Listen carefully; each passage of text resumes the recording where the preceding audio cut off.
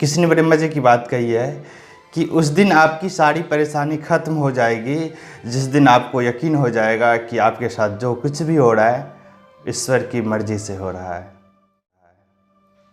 Hi guys, मैं हूँ मिथिलेश मेहता। एक छोटी सी कहानी राजा की और उनके बागवानी से प्रेम की।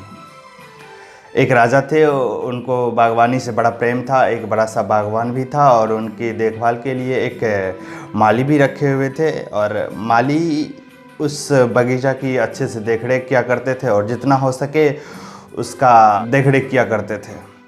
बाग में बहुत सारे फल लगे हुए थे, नारियल भी लगे हुए थे, अनार भी लगे हुए थे और सेब भी लगे हुए थे, अंगूर भी, अनानास भी, माने कि ढेर सारे फल लगे हुए थे बागों में। एक दिन इन सारे फलों में से जो भी फल पक जाते थे उसको चुन चुन के माली अपने राजा को खाने के लिए ले आते थे। एक दिन की सुबह की बात है, माली बगीचा गया। वहाँ पे उन्होंने देखा कि ढेर सारे फल पके हुए हैं। अनार भी पके हुए हैं, सेब भी पके हुए, अनानास भी पके हुए, अंगूर भी पके हुए, नारियल भी पके हुए, पपीता भी पके हुए, मतलब सारे फल पके हुए थे। थोड़ा देर सोचे माली और उनके बाद उन्हें लगा कि अंगूर ज़्यादा ही पका हुआ है और शायद देखने से लग रहा है कि मीठा भी होगा, तो राजा साहब के लिए आज मैं यहीं लेके जाऊं। तो उन्होंने ऐसा ही किया कि अंगूर उनमें से तोड़ लिए और राजा साहब के लिए लेते आए डाली में लेके।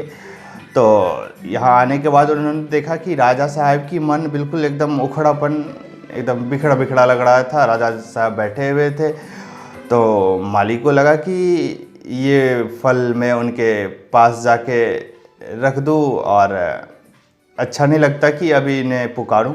वो जाके उनके टेबल पे रख दिए। फिर उनके बाद राजा साहब को लगा, क्या सोच रहे थे पता नहीं, वो क्या किए कि एक अंगूर उनमें से तोड़ के अपने मुंह में ले लिए, खा लिए और दूसरा अंगूर तोड़ के उनके सर पे फेंक दिया, माली के सर के फेंक दिया। उस माली उनके सामने ही बैठे हुए थे।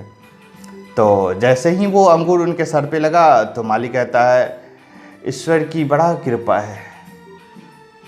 तो फिर ये सिलसिला चलता रहा। एक अंगूर राजा जी खुद खाते थे और दूसरा अंगूर उनके सर पे फेंक देते थे। जब जब उनके सर पे अंगूर लगता गया तो माली के मुंह से बस यही आवाज़ निकलता गया, ईश्वर बड़ा दयालु है।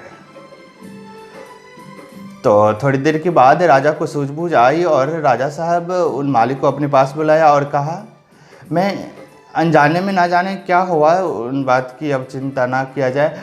और हमें ये समझ में नहीं आया कि जब भी तुम्हारे सर पे मैं अंगूर फेंका तो तुम बस यही रट लगाए बैठा कि ईश्वर बड़ा दयालु है। मैं समझा नहीं।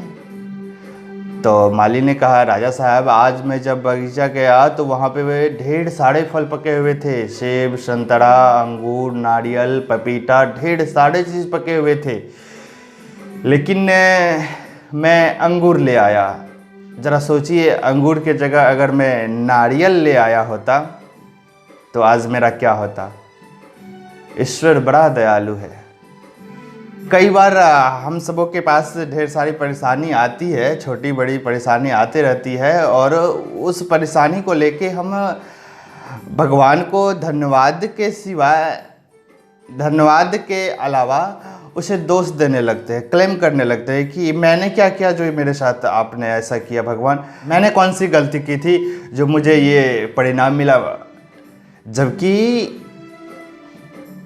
इस जीवन में जो भी समस्या आए उस समस्या को लेके ये सोचिए कि कहीं इससे बड़ा भी समस्या आ सकता था।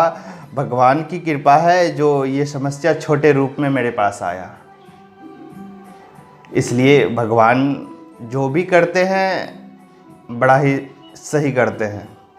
भगवान पे विश्वास कीजिए और भगवान को धन्यवाद दीजिए। हमारा जीवन है, हमारे जीवन में ऐसे ही छोटे बड़े समस्या आते रहेंगे। समस्या का ही तो नाम है जीवन।